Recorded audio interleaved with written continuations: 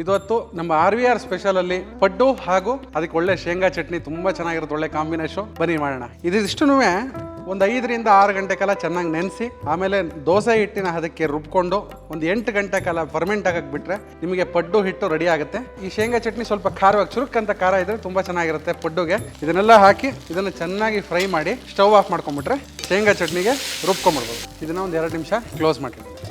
ಸ್ನೇಹಿತರೆ, ನೋಡಿದ್ರಲ್ಲ ನಮ್ಮ RVR ಸ್ಪೆಷಲ್ ಒಳ್ಳೆ ಮಸಾಲೆ ಪಡ್ಡು ಹಾಗೆ ಶೇಂಗಾ ಚಟ್ನಿ ಕಾಂಬಿನೇಷನ್ ಹೇಗೆ ಮಾಡೋದು ಅಂತ.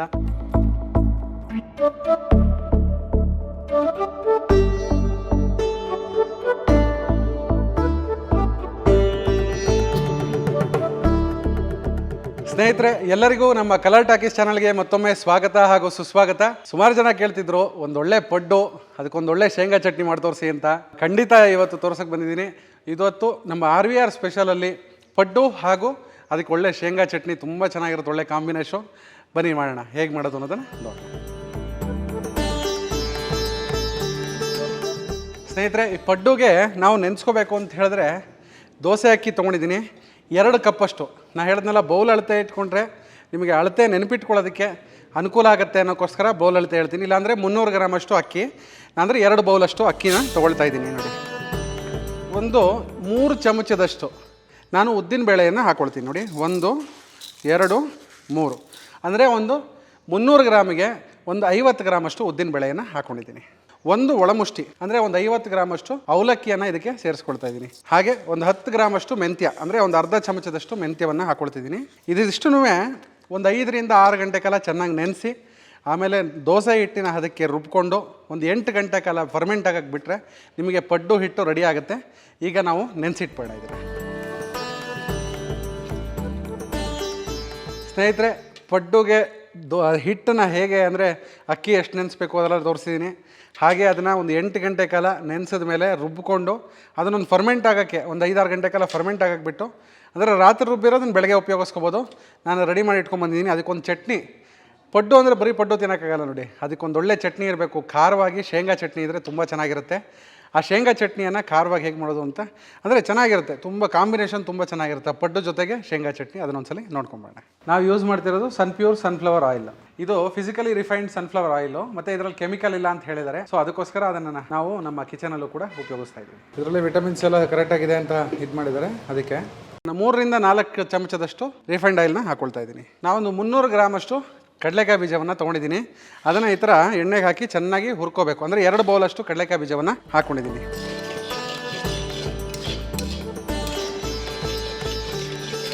ಕಡಲೆಕಾಯಿ ಬೀಜವನ್ನು ಎಣ್ಣೆ ಹಾಕದೆ ಹಾಗೆ ಡ್ರೈ ರೋಸ್ಟ್ ಕೂಡ ಮಾಡ್ಕೋಬೋದು, ಅದು ಚೆನ್ನಾಗಿರುತ್ತೆ. ಎಣ್ಣೆ ಒಂಚೂರು 2-3 ಸ್ಪೂನ್ ಎಣ್ಣೆ ಹಾಕಿ ಹುರ್ಕೊಂಡ್ರೆ ಹದವಾಗಿ ಎಲ್ಲ ಕಡೆ ಒಂದೇ ಥರ ಸಮ ಫ್ರೈ ಆಗುತ್ತೆ ಅನ್ನೋ ಕಾರಣಕ್ಕೋಸ್ಕರ ಆ ಥರ ಒಂಚೂರು 1-2 ಡ್ರಾಪ್ ಎಣ್ಣೆ ಹಾಕಿ ಹುರ್ಕೊಳ್ತೀನಿ.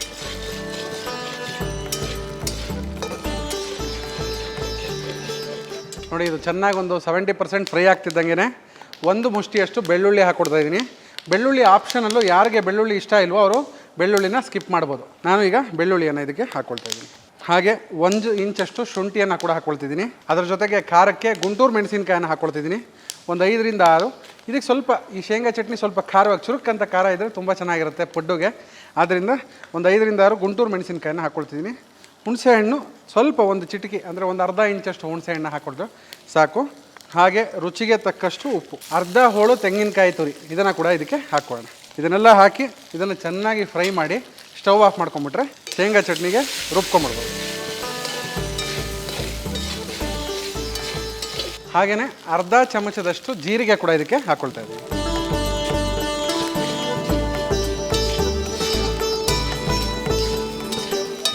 ನೋಡಿ, ಇದೆಲ್ಲ ಚೆನ್ನಾಗಿ ಫ್ರೈ ಆಗಿದೆ.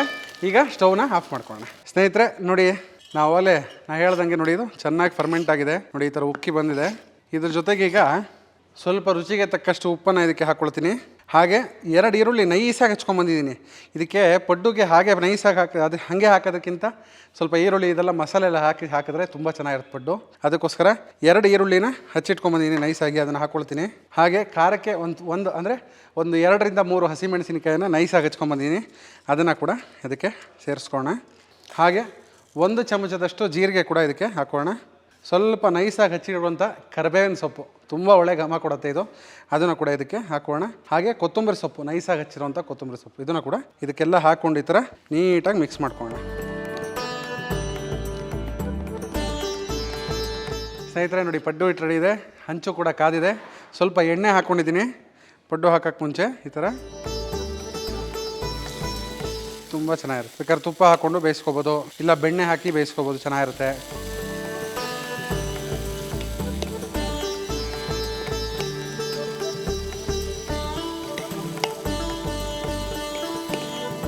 ಇದನ್ನು ಒಂದು 2 ನಿಮಿಷ ಕ್ಲೋಸ್ ಮಾಡಿದ್ದೀನಿ.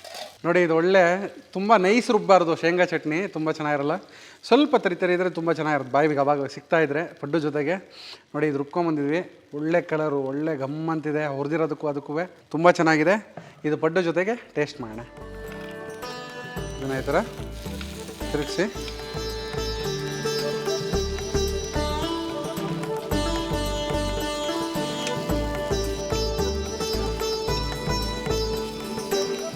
ಸ್ನೇಹಿತರೆ, ಒಳ್ಳೆ ಘಮ ಅಂತಿರೋ ಒಳ್ಳೆ ಈರುಳ್ಳಿ ಜೀರಿಗೆ ಎಲ್ಲ ಹಾಕಿರೋ ಮಸಾಲೆ ಪಡ್ಡು ರೆಡಿಯಾಗಿದೆ.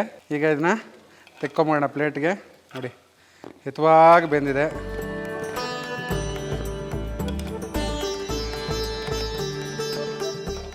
ನೋಡಿ, ಪಡ್ಡು ಯಾವಾಗಲೂ ಹಗುರವಾಗಿರಬೇಕು, ಆವಾಗ ನಿಮಗೆ ಚೆನ್ನಾಗಿ ಹಿಟ್ಟು ತುಂಬ ಚೆನ್ನಾಗಿ ಬಂದಿದೆ ಅಂತ ಅರ್ಥ.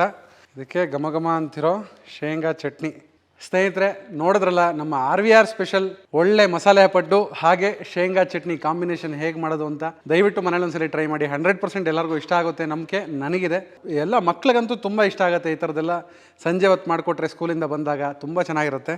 ನೋಡಿ, ಪಡ್ಡು ನೋಡಿ, ಆಚೆ ಕ್ರಿಸ್ಪಿಯಾಗಿದೆ, ಒಳಗಡೆ ಸಾಫ್ಟಾಗಿದೆ. ನೋಡಿ, ತುಂಬ ಚೆನ್ನಾಗಿ ಬಂದಿದೆ ಪಡ್ಡು. ಈಗ ಇದನ್ನು ಒಂದು ಸ್ವಲ್ಪ ಚಟ್ನಿ ಜೊತೆಗೆ ಹಾಗೆ ಟೇಸ್ಟ್ ಮಾಡೋಣ. ಆ ಈರುಳ್ಳಿ, ಹಸಿಮೆಣಸಿನ್ಕಾಯಿ, ಜೀರಿಗೆ, ಆ ಚಟ್ನಿ, ಶೇಂಗಾದ್ದು ಫ್ಲೇವರ್ ಬಾಯಿ ತುಂಬ ಸ್ಪ್ರೆಡ್ ಆಗ್ಬಿಡುತ್ತೆ. ತುಂಬ ಚೆನ್ನಾಗಿದೆ, ನನಗಿಷ್ಟ ಆಯಿತು, ನಿಮಗೂ ಇಷ್ಟ ಆಗುತ್ತೆ ಅನ್ನೋ ನಂಬಿಕೆ ನನಗಿದೆ. ಇದೇ ರೀತಿಯಾದಂಥ ಒಳ್ಳೊಳ್ಳೆ ರೆಸಿಪಿಗಳು ನಿಮ್ಮನೆ ಮದುವೆ, ಒಳ್ಳೊಳ್ಳೆ ಫಂಕ್ಷನ್ಗಳಿಗೆ ಯಾವ್ದಾರು ಬೇಕು ಅಂತ ಹೇಳಿದ್ರೆ RVR ಕೇಟರರ್ಸ್ನ ಒಂದು ಅವಕಾಶ ಮಾಡಿಕೊಡಿ. RVR ಕೇಟರರ್ಸ್ಗೆ ನಿಮ್ಮ ಮನೆ ಫಂಕ್ಷನ್ಗಳನ್ನ ಇನ್ನೂ ಹೆಚ್ಚು ಜವಾಬ್ದಾರಿ ತೊಗೊಂಡು ಚೆನ್ನಾಗಿ ಮಾಡಿಕೊಡೋ ವ್ಯವಸ್ಥೆ ಮಾಡಿಕೊಡ್ತೀವಿ. ಹಾಗೆ ಇದೇ ರೀತಿಯಾದಂಥ ಒಳ್ಳೊಳ್ಳೆ ರೆಸಿಪಿಗಳಿಗೋಸ್ಕರ ನಮ್ಮ ಕಲರ್ ಟಾಕೀಸ್ ಚಾನಲನ್ನು ಲೈಕ್ ಮಾಡಿ, ಶೇರ್ ಮಾಡಿ, ಸಬ್ಸ್ಕ್ರೈಬ್ ಮಾಡಿ. ನಿಮ್ಮ ಮನೆ ಮದುವೆಗಳಿಗೆ ಲೋನ್ ವ್ಯವಸ್ಥೆ ಬೇಕು ಅಂತ ಹೇಳಿದ್ರೆ RVR ಹತ್ರ ಬನ್ನಿ. ನಮ್ಮಲ್ಲಿ ಮನಿ ಬ್ಯಾಸ್ಕೆಟ್ ಅನ್ನೋ ಕಂಪ್ನಿ ಟೈಅಪ್ ಆಗಿದೆ. ಎಲ್ಲ ಥರ ಒಂದು 20-25 ಥರ ನ್ಯಾಷನಲೈಸ್ಡ್ ಬ್ಯಾಂಕ್ಗಳವ್ರ ಜೊತೆ ಟೈಅಪ್ ಇದೆ. ಆದ್ದರಿಂದ ಒಳ್ಳೆ ಬ್ಯಾಂಕಲ್ಲಿ ಲೋನ್ ವ್ಯವಸ್ಥೆ ಮಾಡಿಕೊಡ್ತೀವಿ ಮದುವೆಗಳಿಗೆ. ಇದಕ್ಕೆಲ್ಲ ಒನ್ ಸ್ಪಾಟ್ ಸೊಲ್ಯೂಷನ್ ಆಗುತ್ತೆ. ಈಗ ಮುಂಚೆ ಥರ ಕೈ ಸಾಲ ಇಸ್ಕೊಳ್ಳೋದು, ಸೈಟ್ ಮಾಡೋದು ಅಥವಾ ಇನ್ನೊಂದೇನೋ ಮಾಡೋದು, ಈ ಥರ ಅವಶ್ಯಕತೆ ಇಲ್ಲ.